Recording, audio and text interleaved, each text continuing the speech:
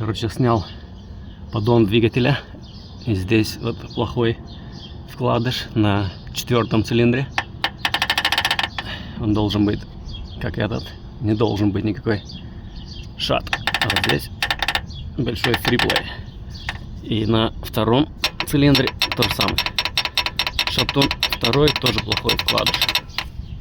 Это первый. Первый нормальный. 3-й тоже нормальный. Только 2-й и 4-й. Сейчас будем снимать и посмотрим, если что-то осталось там от подшипника вообще или нет.